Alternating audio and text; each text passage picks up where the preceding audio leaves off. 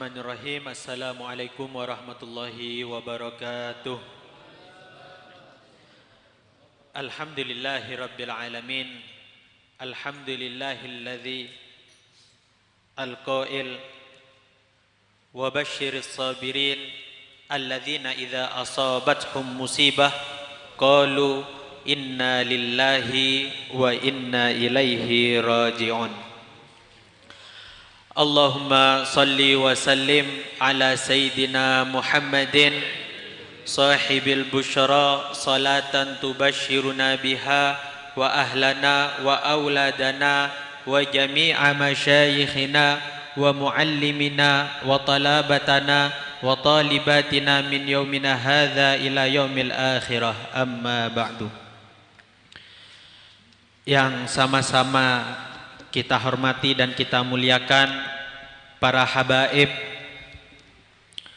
darah daging baginda Rasulullah sallallahu alaihi wasallam, yang sama-sama kita taati, para kiai, ibu nyai, para ustadz, para ustadzah, yang sama-sama kita banggakan, umat baginda Rasulullah sallallahu alaihi wasallam, wabil khusus segenap jamaah hubbun Nabi yang semoga dirahmati oleh Allah, amin ya rabbal alamin.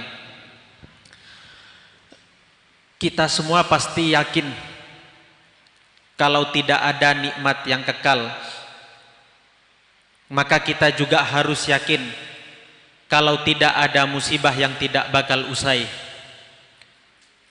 Sesakit apapun yang kita alami saat ini, sebesar dan seberat apapun musibah yang menimpa kita saat ini, pasti akan datang waktu di mana musibah itu akan usai dan hilang dari kita.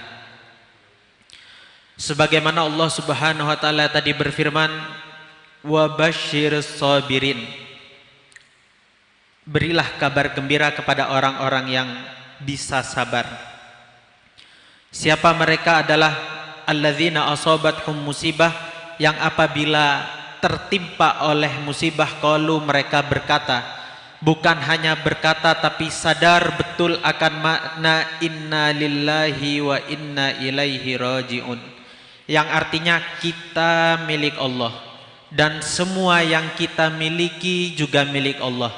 Sehingga apabila apa yang kita miliki diminta kembali oleh pemiliknya, tidak seharusnya kita larut dalam kekecewaan, larut dalam kesedihan.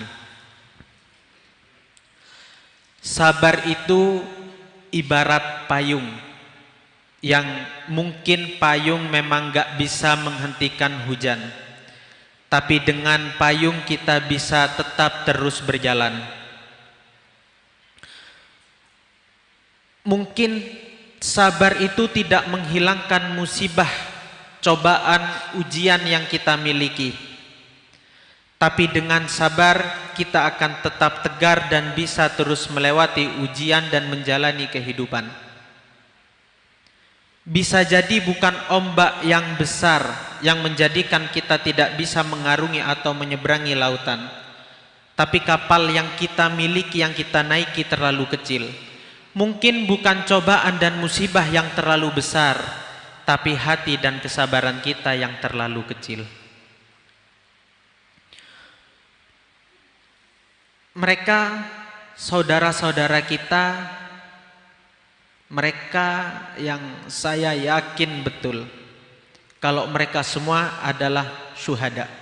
Sebab di salah satu riwayat dikatakan apabila orang meninggal tertimpa musibah karena musibah, maka itu cukup untuk menjadikan mereka sebagai syuhada. Dan saya yakin bahwa mereka adalah orang-orang yang beruntung, mereka adalah orang-orang yang baik, mereka adalah orang-orang yang dicintai oleh Allah Subhanahu wa taala.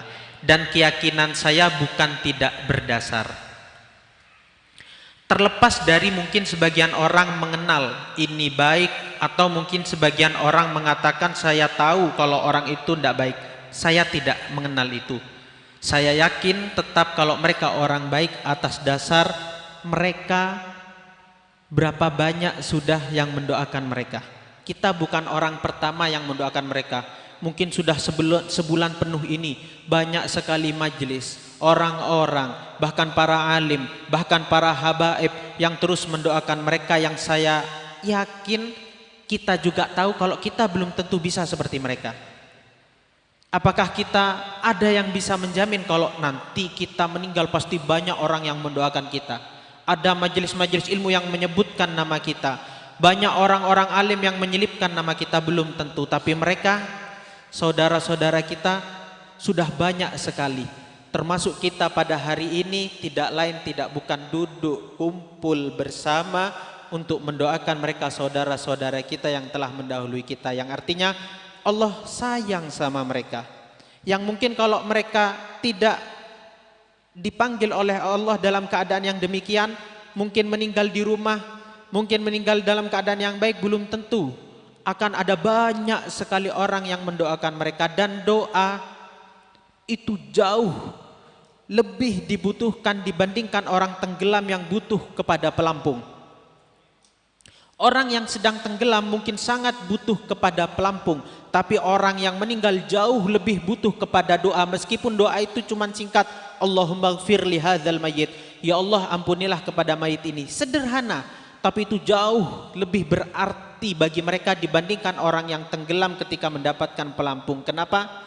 Sebab kita yang hidup, andai kata ada orang yang meninggal dalam keadaan tenggelam, maka dia hanya meninggal kehilangan nyawa, tapi yang menagih hutangnya tidak ikut dan tidak mungkin datang mencari dia ke kuburannya. Mungkin rumahnya yang bocor, tidak mungkin dia ikut memikirkannya. Mungkin tugas-tugasnya, mungkin PR-PR-nya, mungkin kewajibannya nggak ikut dibawa.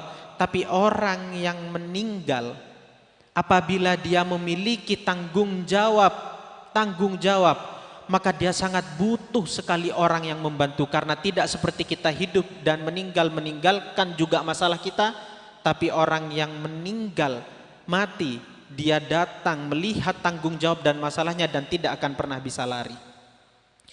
Maka satu-satunya yang bisa membantu dia adalah doa dari kita. Oleh karenanya doa atau seperti malam ini sekarang yang kita lakukan itu sangat berarti besar bagi mereka, bagi keluarga kita, bagi semua yang telah mendahului kita, itu berarti sangat besar. Oleh karena itu, bunuh diri dalam Islam dosanya besar sekali. Sebab Rasulullah bersabda, la dharara wa la dhirar. Jangan membahayakan orang lain, apalagi membahayakan diri sendiri. Allah Subhanahu wa taala pun turut berfirman dalam Al-Qur'an, wala tulqu aydiyakum ila tahluka. Jangan kamu jadi orang bodoh, sangat bodoh, yaitu orang yang mencelakai diri sendiri. Orang mungkin mengambil harta orang lain, mencelakai orang lain demi kepuasan diri sendiri. Tapi ada orang yang lebih bodoh, yaitu orang yang justru mencelakai diri sendiri. Orang yang bunuh diri, kenapa mendapat dosa besar? Karena dia merasa ketika dia mati, dia membunuh dirinya karena takut atau lari dari masalah, tapi dia lupa kalau setelah mati dia akan mendapatkan masalah yang lebih besar dan dia tidak bisa lagi lari. Orang yang membunuh dirinya sendiri karena takut, tidak kuat dengan tanggung jawab atau segala cobaan yang ada di dunia. Tapi kalau dia mati, dia mendapatkan cobaan yang lebih besar lagi. Yang kalau di dunia mungkin dia bisa bersembunyi, tapi kalau kita sudah mati kita akan bersembunyi di mana? Di mana kita akan bersembunyi dari Allah Subhanahu wa taala dan para malaikat-malaikatnya. Untuk mereka, saudara-saudara kita yang baik, untuk keluarga mereka, mungkin kita tidak bisa memberikan banyak. Tidak ada yang bisa kita berikan. Yang kita bisa berikan hanya satu, yaitu doa dengan berbagai macam bahasanya. Dengan bahasa doa yang sudah kita doakan, Allahumma ighfir lahum warhamhum wa'afihim wa'fu anhum. Semoga dosa-dosa mereka, karena mereka juga manusia sama seperti kita yang tidak mungkin luput dari kesalahan. Semoga segala kesalahan mereka yang sengaja dan tidak disengaja dimaafkan oleh Allah Subhanahu wa taala. Bahasa doa yang kedua sudah kita berikan melalui sholawat, lantunan-lantunan, syair, qasidah dan sholawat-salawat yang para ulama berkata doa terbaik kepada seseorang yang sudah meninggal adalah sholawat. Sebab doa kita belum tentu diterima. Berbeda dengan sholawat yang pasti diterima. Tapi ada yang lebih penting dari itu. Sehingga menjadikan sholawat adalah doa terbaik, yaitu apabila doa selain sholawat melalui perantara para malaikat yang disampaikan kepada Rasulullah atau kepada Allah. Tapi sholawat adalah doa khusus yang Rasulullah minta kepada Allah agar siapapun dari hambanya, dari umatnya yang membaca salawat disampaikan langsung kepada Rasulullah, kemudian Rasulullah sampaikan langsung dengan kemuliaannya kepada Allah Subhanahu wa ta'ala. Jadi doa terbaik menurut para ulama adalah salawat, karena Rasulullah langsung mendengarkannya, langsung mengenal siapa yang berdoa dan untuk siapa, dan langsung disampaikan kepada Allah Subhanahu wa ta'ala. Dan kemudian bahasa doa yang terakhir mungkin akan kita berikan dengan berupa taklim, pelajaran, pembacaan kitab, dan semua rangkaian acara yang sudah ada dari awal sampai nanti selesai. Kita niatkan semoga semua pahalanya khusus pada malam ini kita berikan kepada almarhum seluruh umat muslim umumnya, dan kepada keluarga kita khususnya jamaah hubun Nabi, dan terkhusus lagi kepada saudara-saudara kita yang meninggal dalam keadaan syahid. Amin ya rabbal alamin. Sebab Rasulullah pernah bersabda, man lam yahtam bi amril muslimin falaisa minna. Kalau kita tidak peduli dengan apapun yang terjadi kepada orang muslim, maka kata Rasulullah, jangan mengaku bagian dari umatku. Kalau kita tidak peduli dengan kesedihan orang lain yang sesama muslim, maka Rasulullah pun tidak akan peduli dan bahkan tidak menganggap kita sebagai umatnya. Maka kita hari ini adalah bentuk peduli kita, bentuk perhatian kita, bentuk duka kita kepada saudara-saudara kita, dan kita berharap sesuai dengan yang disabdakan oleh Rasulullah, fa ana khairul mukafi wa fi ba'dir riwayah wa ana khairul mujazi wa idza lam yujazi ahadun fa ana ujazihi yaumal qiyamah. Kata Rasulullah, kalian teruslah berbuat baik, kalian pedulilah kepada saudara kalian, meskipun tidak dibalas, meskipun kepedulian kalian tidak dibalas, maka kata Rasulullah, saya yang akan menunggu kalian di akhirat, dan saya yang akan membalas kalian. Nah, oleh karena itu, ayo kita terus berdoa, kita terus berusaha menjadi yang terbaik agar Rasulullah yang membalas kita. Kita berharap kita dan saudara-saudara kita yang tertimpa musibah diberi piala berupa husnul khotimah, dan diberi hadiah kelak di akhirat berupa syafaah. Amin ya rabbal alamin. Kemudian kita akan membaca kitab Syari'atullahul Khalidah, sebuah judul kitab yang menurut saya lugas dan tegas, yang diberikan oleh Sayyid Muhammad bin Alwi al-Maliki.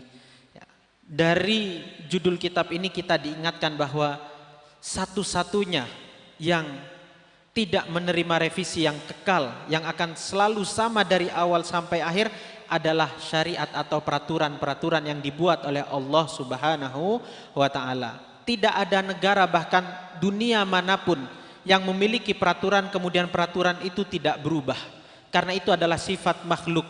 Kita ini adalah sifat makhluk, sebagaimana para ulama mengatakan, kenapa hati kita ini diberikan nama kolbun? Litaqallubihi, karena hati kita sering berubah-ubah.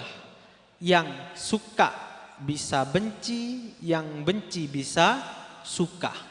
Nah, dari situ saya juga belajar bahwa saya percaya betul tidak ada perasaan, tidak ada kata cinta yang abadi. Gak ada perasaan yang ikhlas, gak ada rasa cinta tanpa sebab, itu semua tidak ada. Semua pasti butuh sebab, dan tidak ada perasaan dan cinta yang kekal.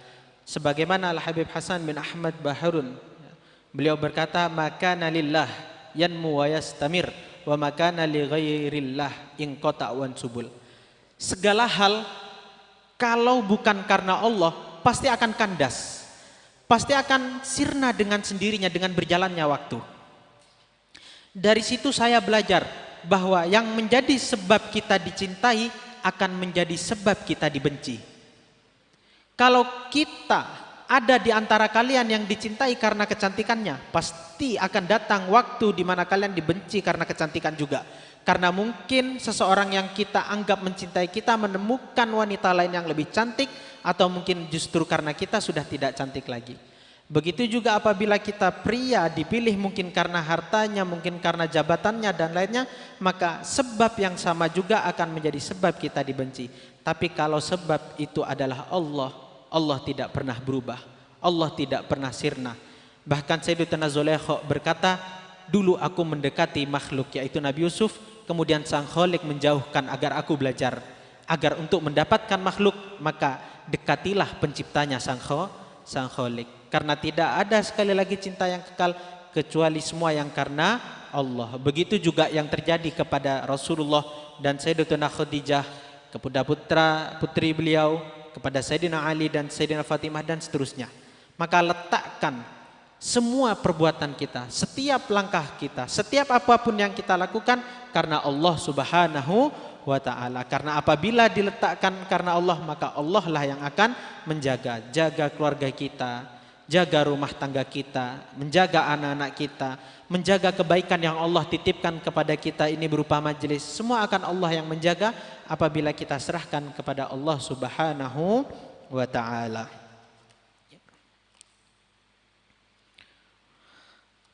Kemudian di sini dijelaskan pada tahun Fisanati Atsaminah, pada tahun ke-8. Banyak sekali kejadian, namun satu yang ingin saya kutip, yaitu Allah SWT menurunkan firman-Nya. Surat Al-Hujurat ayat ke-13, A'udzubillahi minasyaitonirrajim. Ya ayyuhan nas, inna khalaqnakum min dzakarin wa untha wa ja'alnakum syu'uban wa qabaila lita'arafu inna akramakum indallahi atqakum. Allah SWT berfirman, kalian semua anak cucu Adam, kalian semua manusia, kata Allah, aku ciptakan kalian pria dan wanita. Bahkan aku jadikan di antara banyak bangsa, suku, etnis. Tujuannya adalah kalian untuk saling mengenal. Kita tidak perlu takut dengan perbedaan.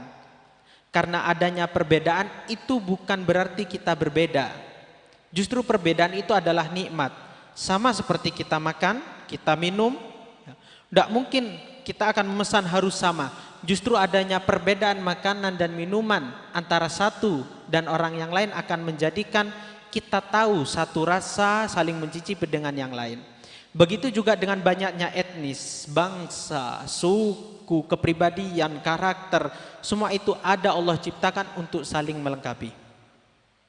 Inna akramakum, dan yang terpenting adalah Allah SWT menegaskan bahwa kata Allah, tidak penting kalian dari suku mana, tidak penting kalian dari etnis mana, tidak penting kalian itu siapa dan seperti apa, selama kalian bertakwa kepada Allah, melakukan segala perintahnya sebisa dan semaksimal mungkin, menjauhi segala larangannya sebisa dan semaksimal mungkin, maka kalian adalah terbaik di antara yang lain.